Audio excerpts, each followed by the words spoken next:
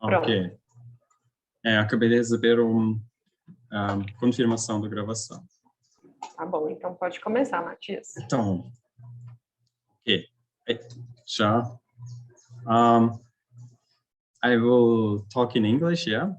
As I said before, I hope I will be able to talk about machine learning one day in Portuguese and data analysis, but everything I read, everything I write is English.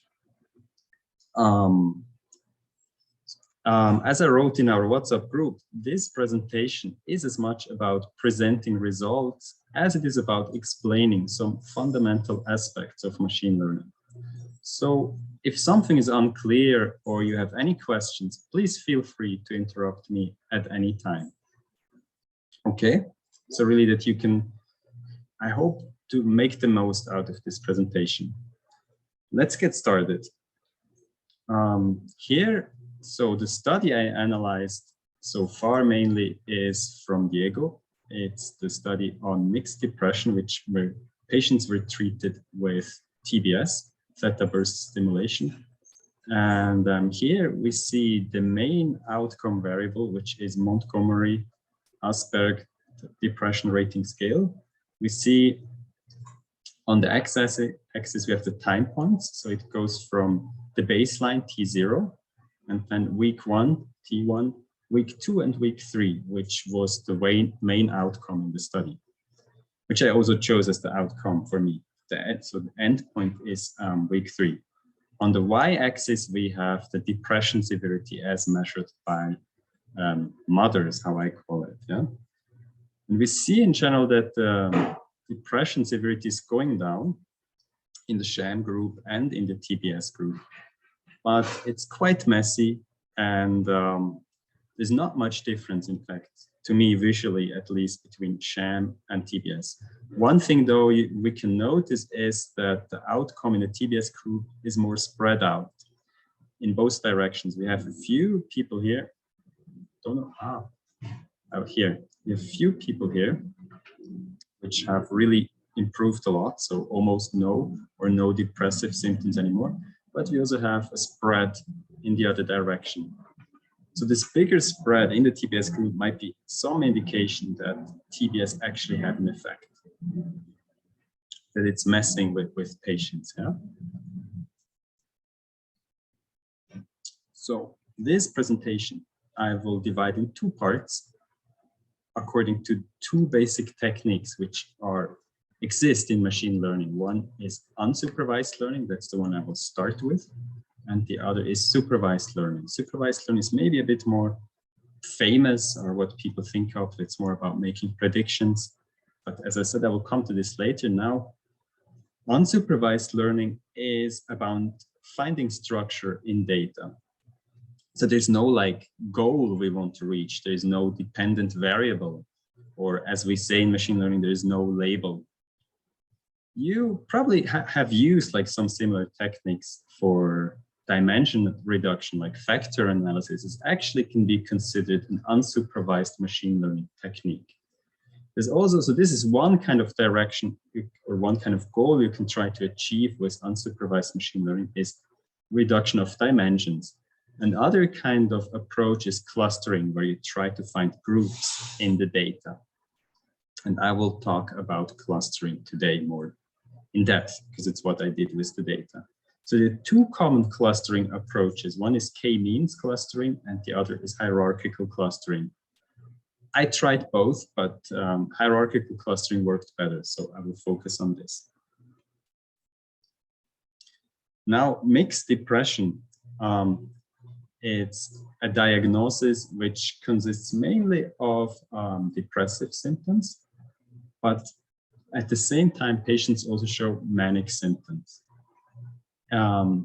Often these patients don't respond well to conventional antidepressant medication.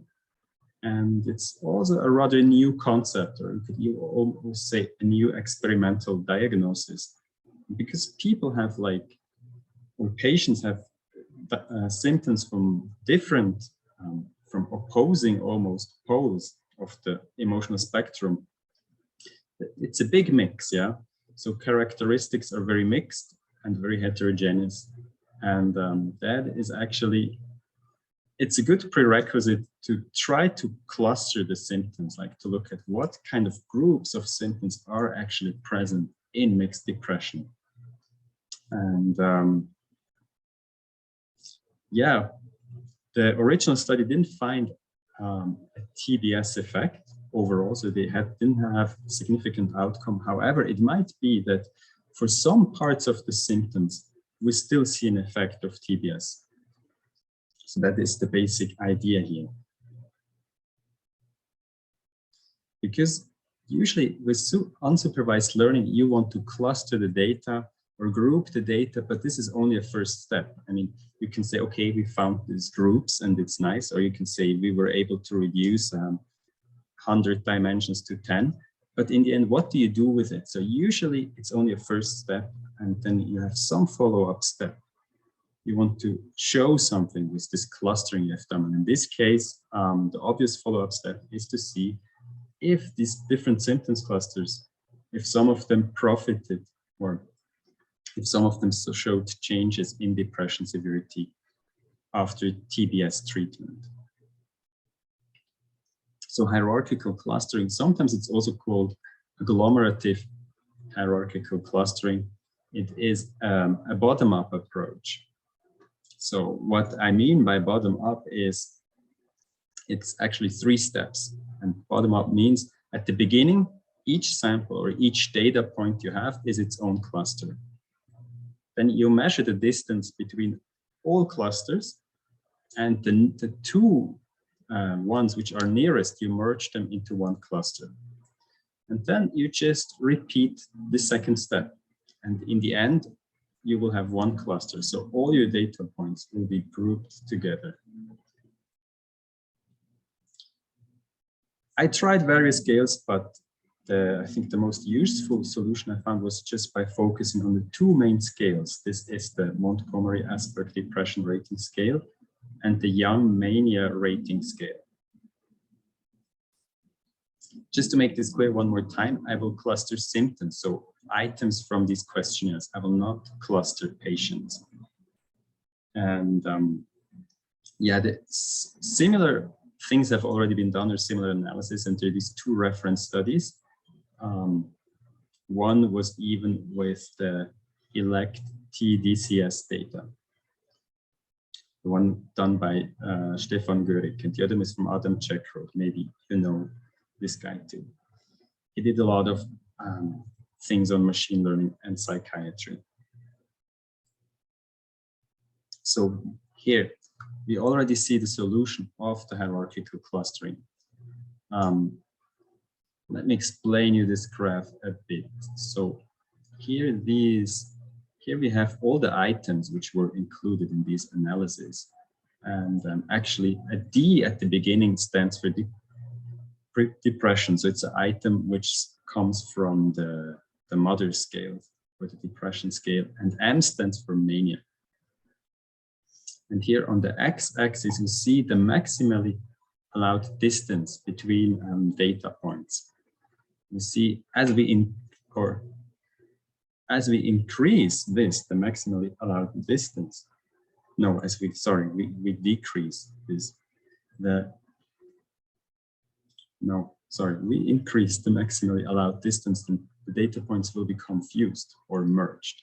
And we see this by this like vertical lines here. So one of the first 2 data points or items here which merged for the disruptive aggressive behavior and irritability. And then you just, this line here, it's actually, I put this here in the graph. This is something which was not added by the computer. By the way, I also drew these boxes here around symptoms.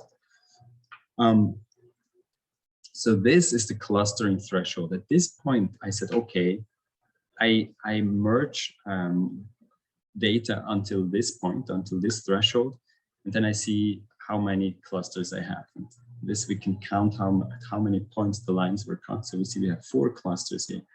One is these 2 sleep-related, or actually sleep items, and that I call the sleep cluster. Then the second cluster here it it puts together a lot of items from the maniac scale and also includes reduced appetite. But actually, reduced appetite can make sense that we group it with, that it belongs more like to manic symptoms, in fact, especially today where we have antidepressants. Then we have two depression clusters here, which one includes the items inattention, language thought disorder, which is actually from the mania scale, suicidal thought, and pessimistic thought. So this is more about thoughts, yeah? And I interpreted this as the depressive thought cluster. So these names I added here, this is my interpretation of what the clustering means. It's something I added. And the final cluster down here, that's, I called it the depressive emotion cluster. So it includes apparent sadness, reported sadness, concentration difficulties, inability to feel, and motor inhibition. Matthias, yeah, the clustering threshold that you used, was it arbitrary? Was it to divide?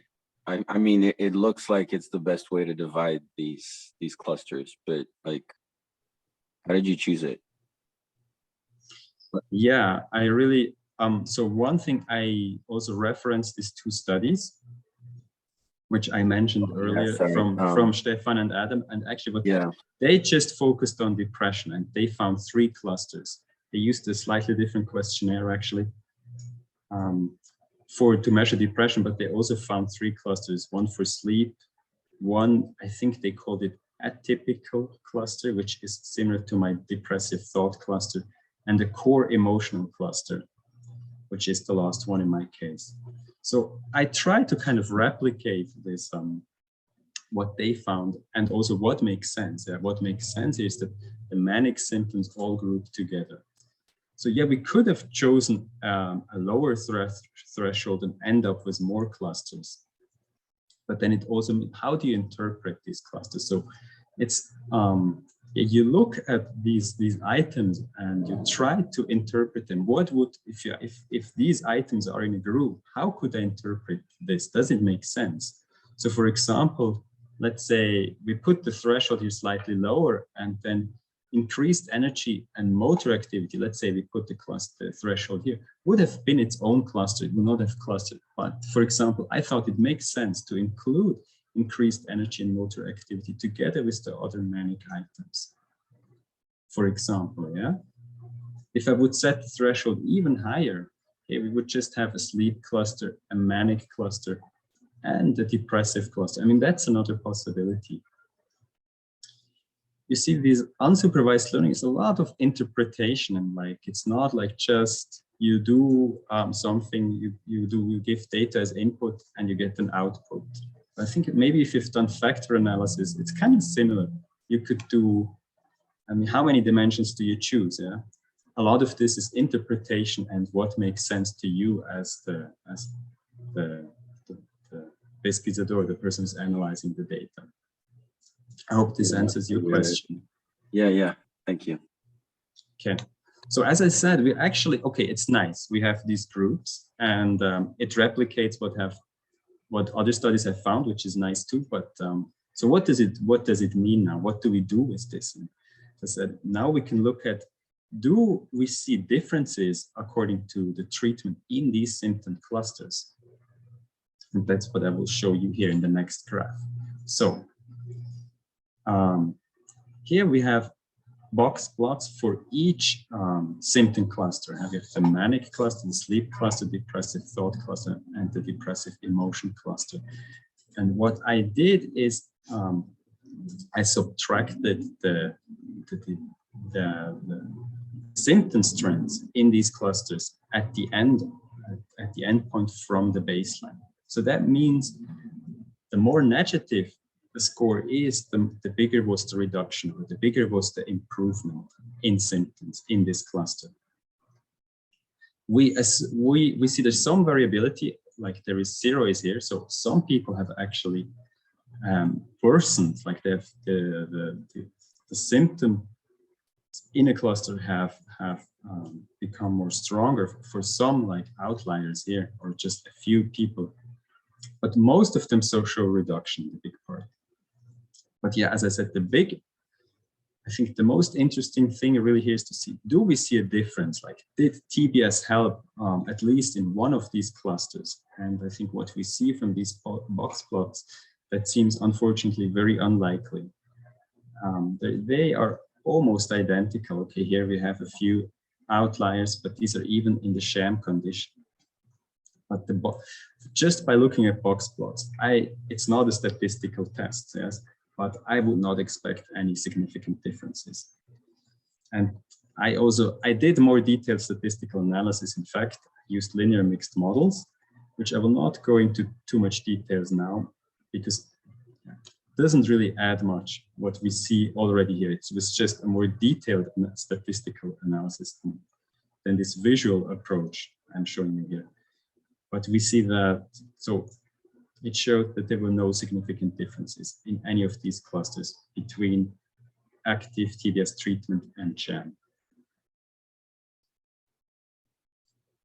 So that already leads me to the conclusion of unsupervised learning, and that is a good solution for clustering was found with 4 clusters for the items of mothers and the young scale, and 3 clusters replicate the depression-related clusters from Checkroth and Görig.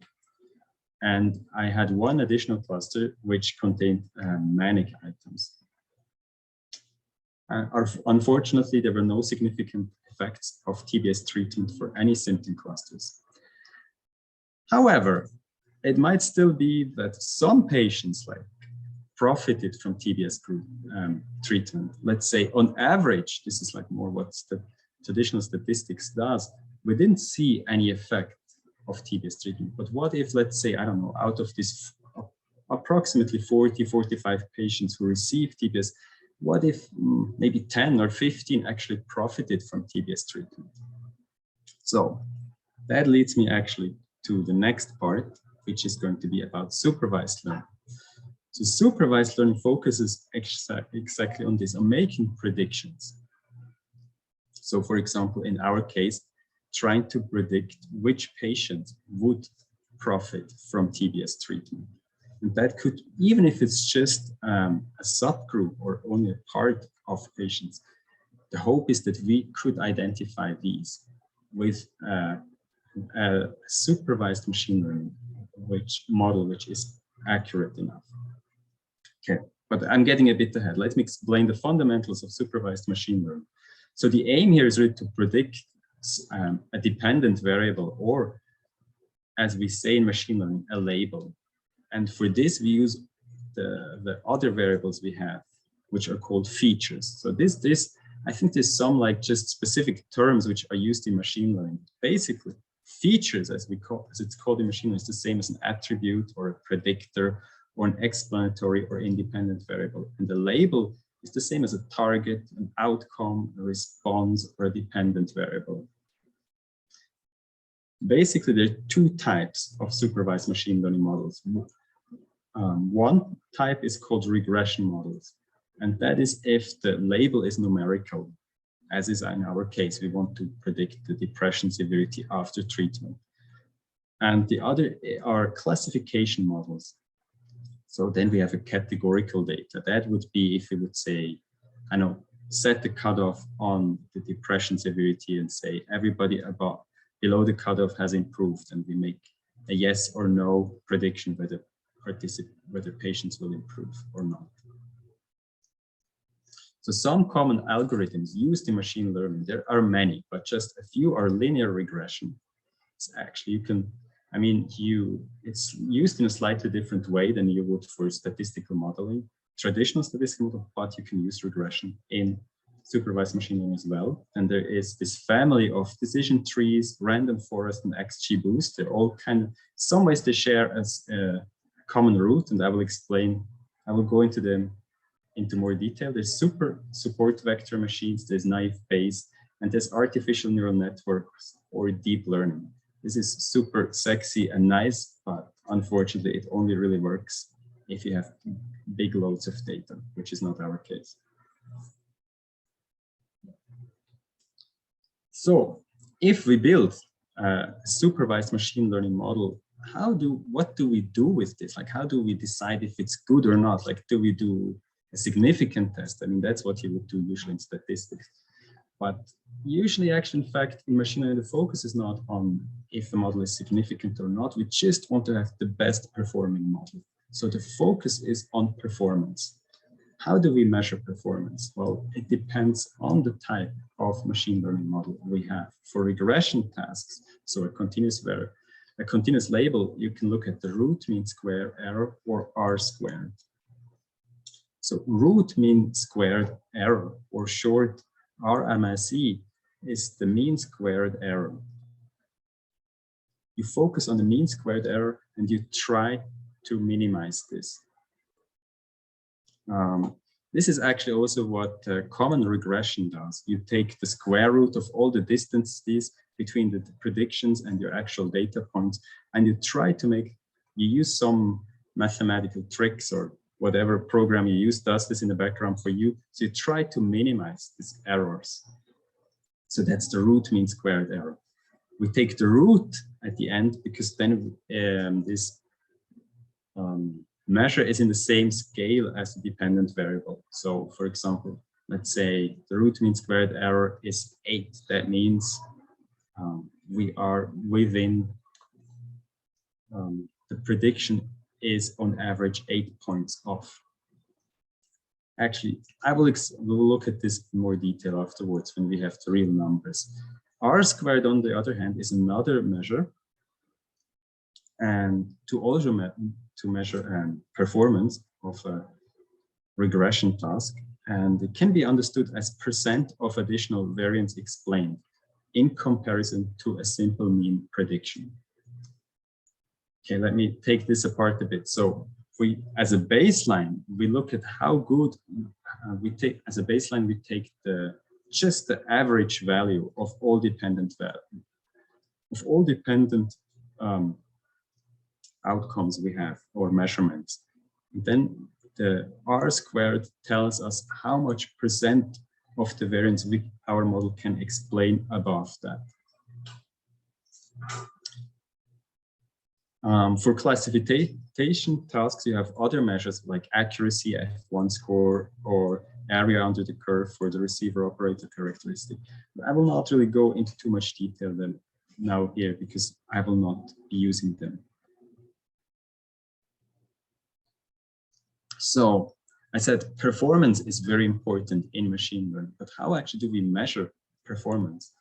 Because let's say we have to give the model data, yes, to somehow find out what it needs to do. This is called fit or training or learning. The model needs to learn from its features what is going to be the outcome. So we have to give it data together with the label and say, listen, this is the data we have. Like, I don't know, this person is 50 years old. This person is very high depressed. This person has a known alcohol problem. And after TBS treatment, its depression score decreased by 20. So what the model is doing, it is trying to learn from all the data, all these features we give to build a model to predict as accurately as possible the outcome. So, but if we use the same data we use for training, we cannot really use this to measure performance because there is a bias.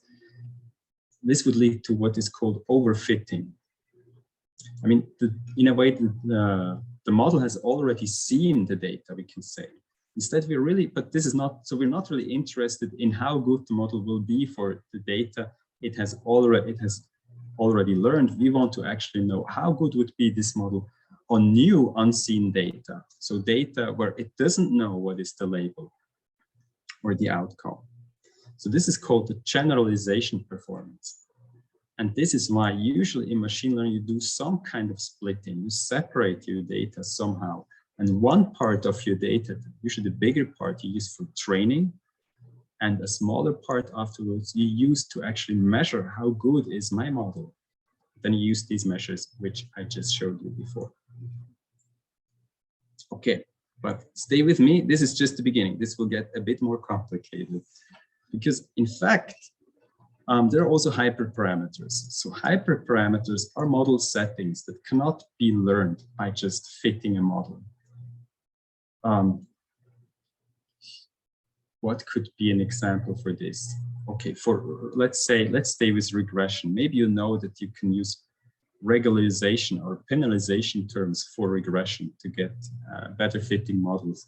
And but it's so you don't know how strong this penalization needs to be for your best model. So the strength of the penalization is a hyperparameter. It's something which the model cannot learn by just looking at the data. Instead, what you do, you just give the computer a whole bunch of values and just say, try them all and tell me afterwards which one is the best. Yes. So these are hyperparameters. And so in fact, this is called model selection. So I just gave this one example with penalization for regression, but in fact, for many models, you have a lot of hyperparameters. And we want to test all of them, or a lot. So we do combinations of different hyperparameters, train them on the trained data. And then we also have to kind of evaluate, okay, which one of my models now is actually the best? And we, the same problem as before, we cannot really use the same data we've used for training to evaluate really which one is my best model. And so we need a separate validation data set, yeah, which we just use to choose the best model. Okay, then we have the best model, but if we would use the same validation data set to just select the model, let's say, imagine, I don't know, we have 20 patients in the validation data set. Maybe the best performing model was just a coincidence, because maybe it was just these 20 patients were especially easy to predict for this model.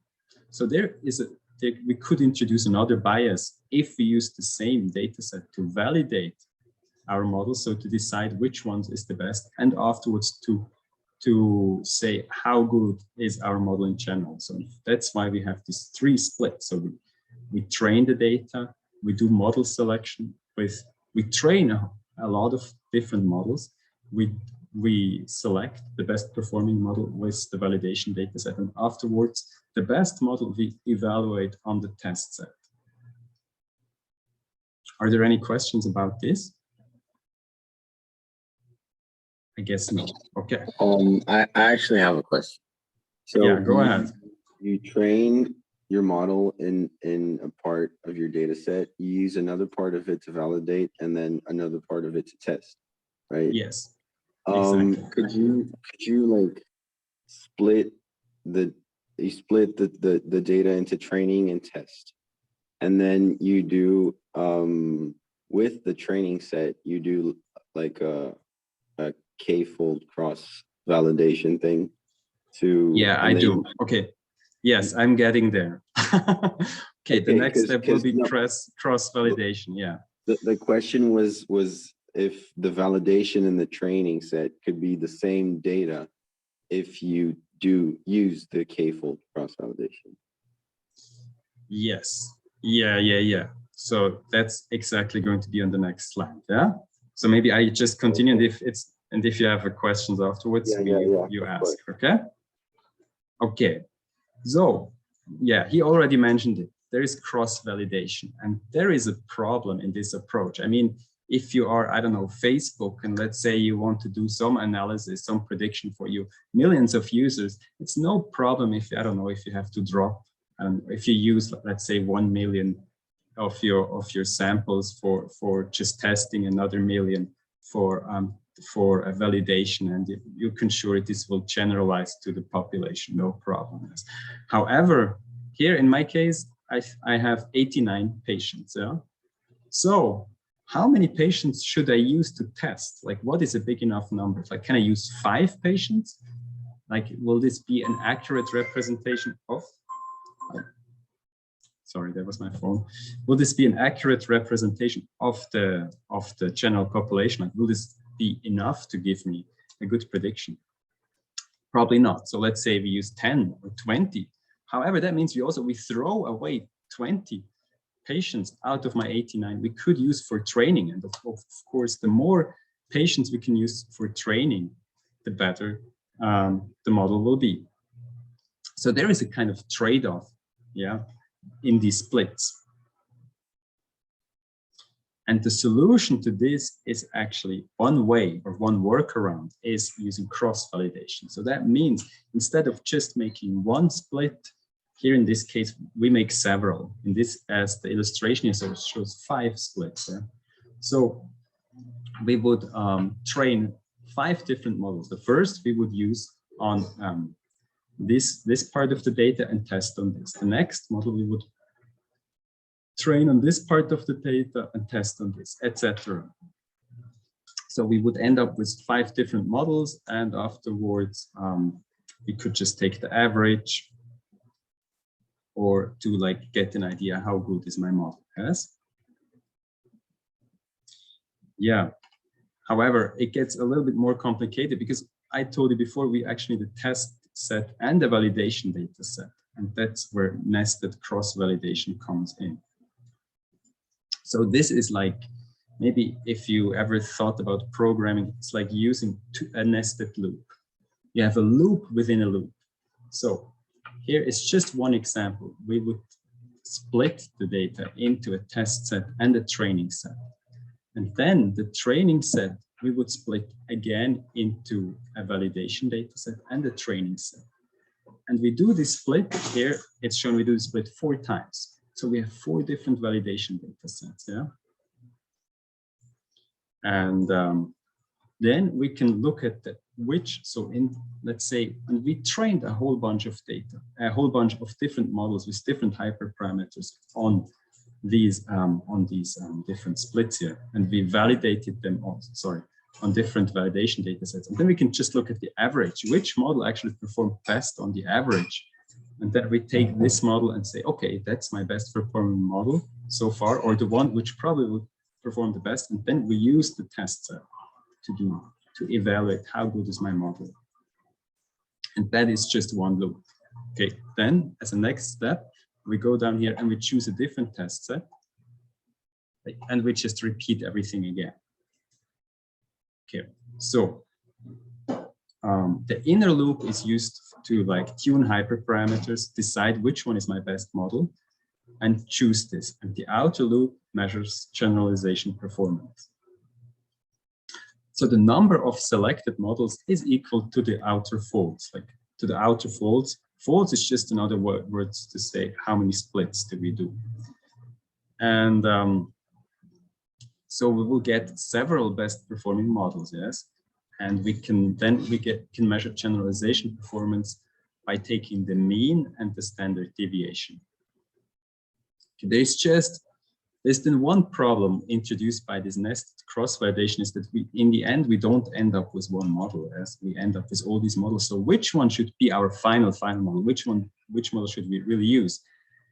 There's some interpretation or looking at data and deciding on this. So we could either just take the best performing one, or we could create all models and take all models and create an ensemble. So use, for example, the average prediction of all these models.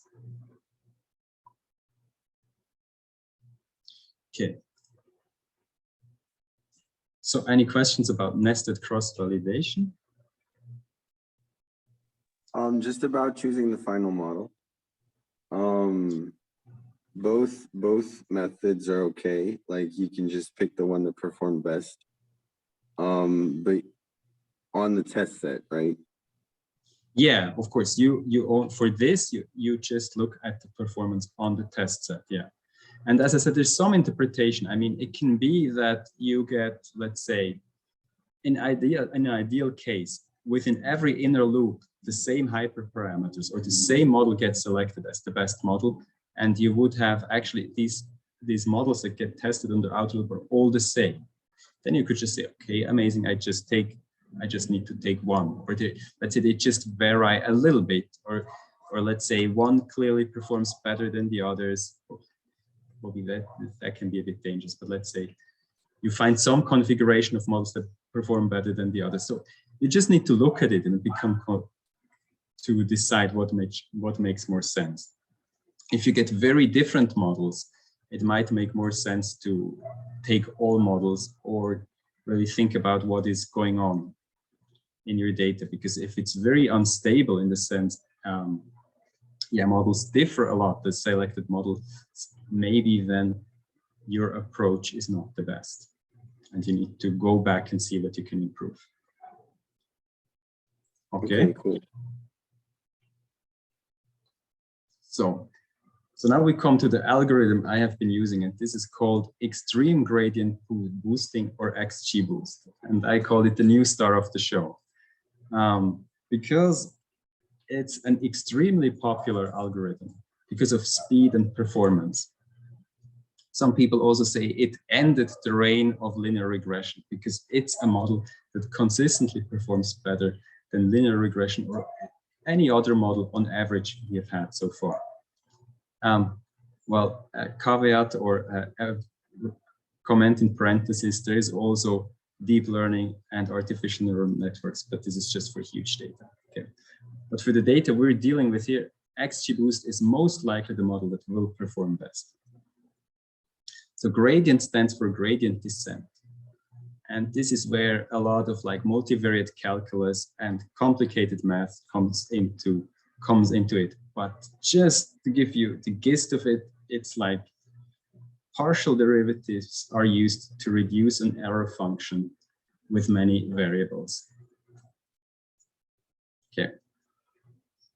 I mean, you can all drive a car with maybe Paolo knows how a car works. I don't know how a car works. I can still drive it. So you can look at it at XGBoost like this. You don't need to understand all the maths behind it, and you can still use it. I mean, maybe also you cannot really explain how linear regression really does its things, but you're still using it. So it's the same as XGBoost, yeah? At least for more applied researchers like us in clinical research. The final term is boosting, and boosting refers to how a combination is built of many predictors. I already introduced this term a bit before. Ensemble this is like a common machine learning term used if your model is not just based on one predictor, but on many. And boosting means it's a special way of combining predictors. And these predictors are called weak learners, and they are trained iteratively on subsets of the data. Weak learner means it's a simple machine learning model that is not very good on its own. So we have to combine it with others. But if we combine a lot of weak learners, we will get, in the end, a very strong prediction. That's the idea. And also each additional learner, so this is iteratively means we add one after the other, and they always try to, so they take the prediction error the model has so far and tries to improve on this.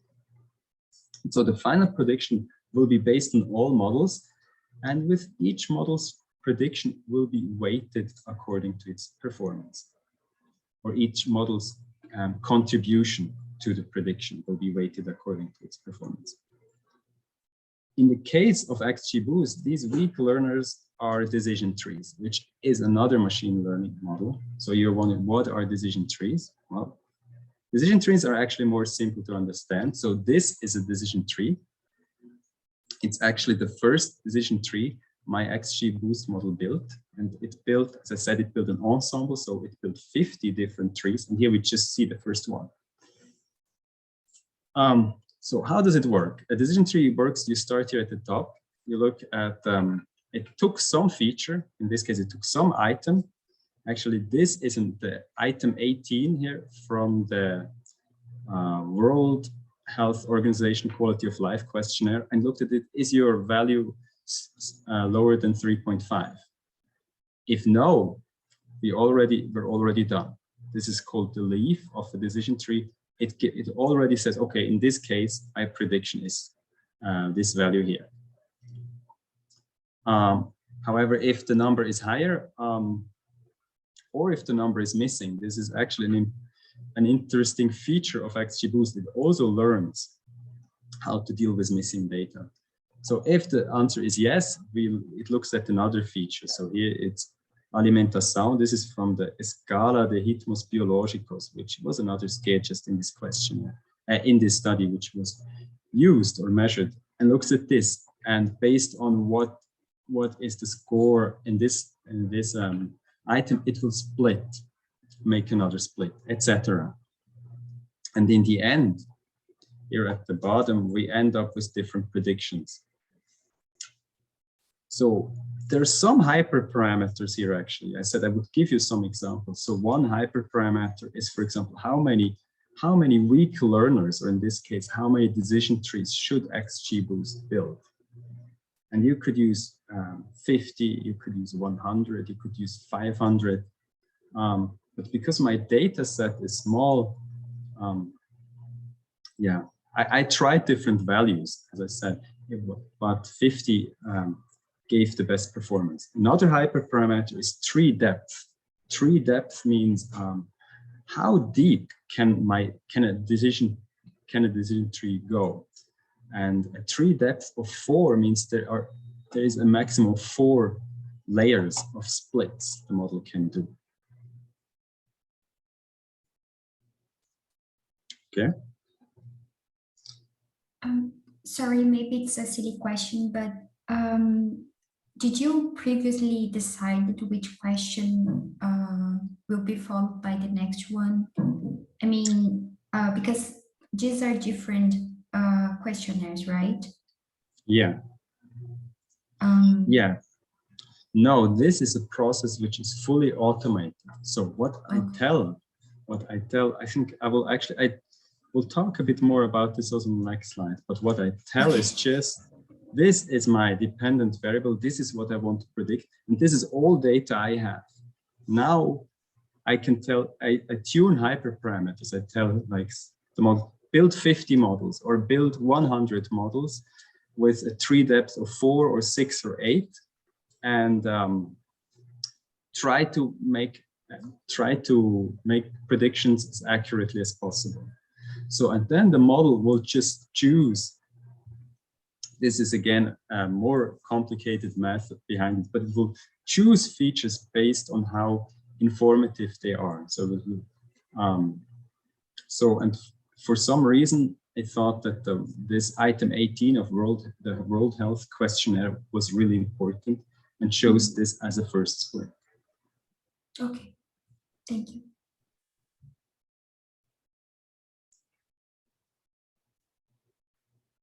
Okay, so this is a bit more in depth. Let's say what I provided to the XGBoost model, and I said, what is the target? Mothers or the depression score at week 3. Then I gave it all the data from the patients, and actually I made some variations here. I either used all the data, I used a data-driven feature selection with lasso regression. I don't have time to talk about this, but it's just, you can also use another kind of model to just identify which are the most important features. Or and finally, I used the third approach where I focused only on the sum scores of scales. Then, as I said, I tuned a lot of hyperparameters. Some are general parameters, like learning rate, tree depth, number of estimators, column subsample. And I also used some regularization terms because they're really important when you have to deal with small data sets. Yeah. So I built different combinations of these hyperparameters. Like, let's say I combine tree depth 4, 6, and 8 with like 50, 100, and 200 estimators. Can do all possible combinations, build all models, and afterwards validate in the inner loop of my nested cross-validation which one is the best model, select this, and evaluate this one on the outer loop.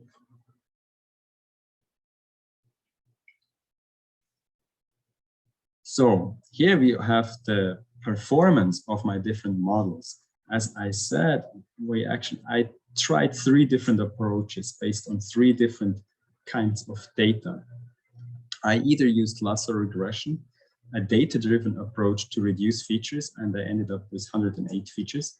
I used the sum scores only, which is just 10 features, because we had like 9 sum scores plus the treatment I also included, so whether people received TBS or not. And I used the original data set. This is just all features that were available at baseline, and that was 360. And here we see the evaluation now on the outer loop. So this is the performance of these models on data it has not seen before. And for root mean squared, I realized, I'm sorry, I made a mistake here. For root mean squared, it's actually lower is better because it's a measure of the error. And when we look at this here, you see that actually my feature selection didn't help. The best performance I got when using all features.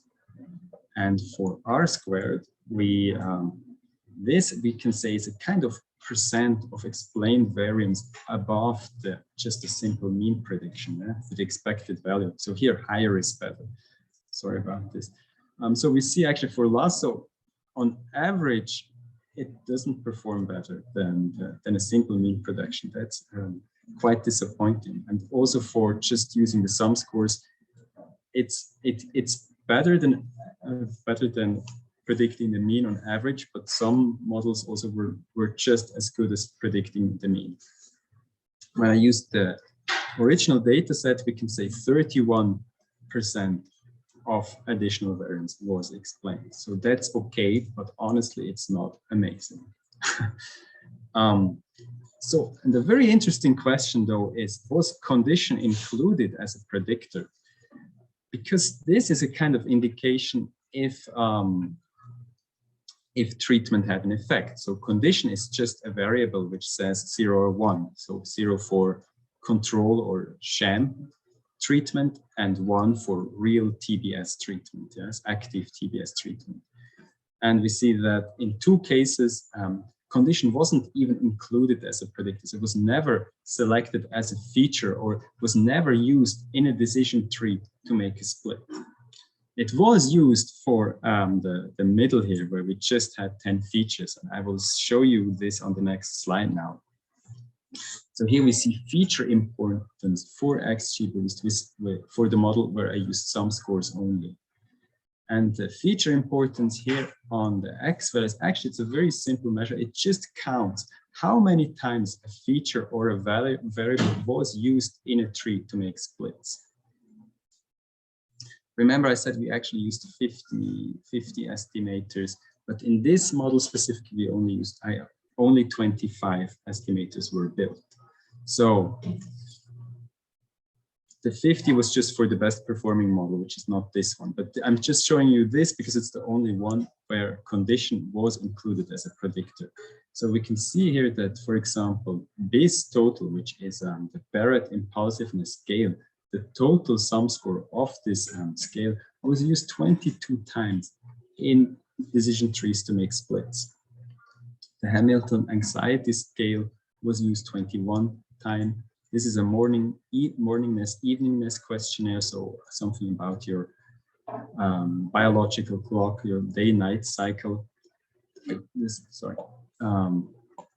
W is the World Health Questionnaire, quality of life, and then here's the depression scale, which was 15 times. I don't really have an explanation for this, but I just find it interesting that this was not the most chosen features, because this model is trying to, or is predicting mother scores after 3 weeks. However, it did not choose the baseline measurement of the same scale as the most important feature. This is the biological rhythms interview of assessment in neuropsychiatry. So another questionnaire which also measures your biological rhythm. And then we have the global assessment of functioning and global clinical impression of severity. Maybe you know these scales because you have been in clinical research sometime, maybe not. It's not so important actually. But one important thing is that the condition was included, was only used 1 time. So just one decision tree used condition 1 time to make a split. This tells us this algorithm that constructs these trees did not evaluate condition or treatment to be a very important predictor of the outcome in this study. Yeah, that leads us to the conclusion. For supervised learning, XGBoost performance is variable and not very strong. This is just in parentheses. I also tried another algorithm, random forest, which I will not go into too more details, but the outcome was basically the same. Why does it not perform better? I think it's because the data set is very small. I mean, machine learning really is an innovation coming from things like Google, Facebook, and these machine learning techniques were originally developed to evaluate maybe millions of data. And here we just have 89 patients. So feature selection, which I showed you, which should have improved, actually performance did the opposite, it worsened performance. However, I would still say if you look at you can look at this ratio, like how many features do I have in comparison to how many cases I have. And here it's like 359 or 360 to 89. So that's not a very good ratio. As a rule of thumb, you shouldn't really have more features than you have cases. So this is an area, I think, where there's still some possibility for improvement, and that is by going through all the features and instead of selecting data-driven, like use more expert knowledge from us or from Diego Tavares and Andre to decide which are actually important features or important predictors of treatment outcomes, and try to build another model like this. So this is what I'm working on right now. But we can also already conclude that condition was not or hardly included as predictor in the models. And this means that TBS treatment had no or very little effect on depression severity, at least on this sample. Yeah. And with this, also this hope, which I laid out in the beginning, the motivation for doing supervised machine learning is more that maybe a subset of patients still profited from TBS. And maybe we can look at which features were or which variables were important in predicting this. However, if condition or the TBS treatment doesn't seem to have any effect, like it's not selected as a predictor at all in the models, then this is a kind of a dead-end street and there is not much more I can do. So this is a kind of an extension of the null findings of the original study. And I have a bit more slides, but I see a few more slides, but I see I'm already 52 minutes and I think I will stop here. How long do you think it will take for the next slides? I think it's about 4 slides, but it's really something, it's a bit more general about machine learning and statistics. I think I could also talk about this another time, or it depends a bit on your, would you like to learn more about, hear more about machine learning from a more general perspective, or do you say, oh no, enough for me for today?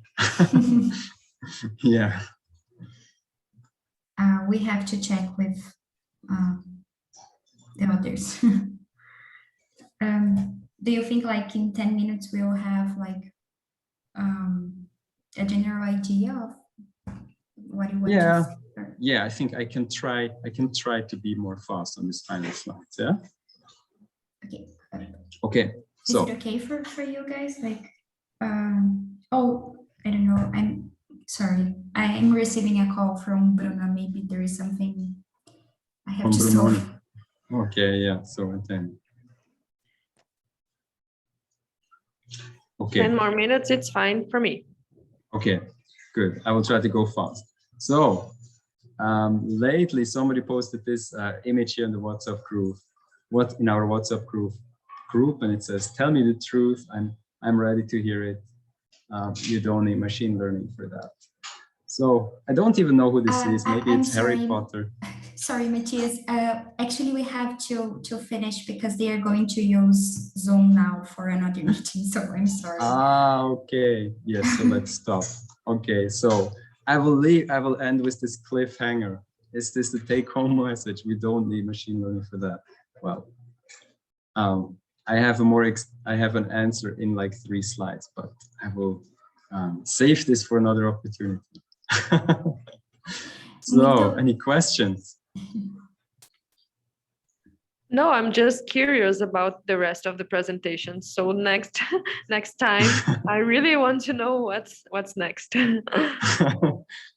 Yeah, maybe we can save like 10 or 15 minutes in our next meeting just to finish your presentation.